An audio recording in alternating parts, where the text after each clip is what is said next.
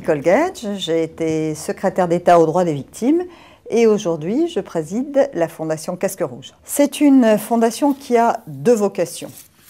La première est de plaider pour la création de casques rouges à l'ONU. La deuxième vocation, c'est d'être un facilitateur de l'action humanitaire. Et à ce titre, nous créons des outils qui facilitent l'action humanitaire des acteurs de terrain. Quel est l'élément déclencheur dans ta vie qui t'a donné envie de poursuivre cet engagement? Écoute, je crois d'abord que c'est une question d'éducation, parce que dans le fond, ce qui m'anime, c'est l'idée et l'envie de sauver des vies. Et puis j'ai été avocat, et très jeune engagé dans les questions de défense des droits de l'homme. Et très jeune envoyé en mission, à l'époque des juntes militaires en Amérique du Sud.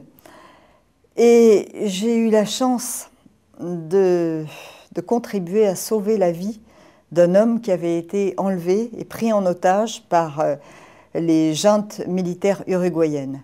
Et je me suis dit que voilà, j'étais sûrement dans mon rôle, que ma vie pouvait servir à ça. Et j'essaie de continuer. Tes enfants, tu leur communiques cet amour de l'engagement? Mes enfants ont eu à subir le fait d'avoir une mère qui soit, parce que très engagée, oui, souvent très indisponible.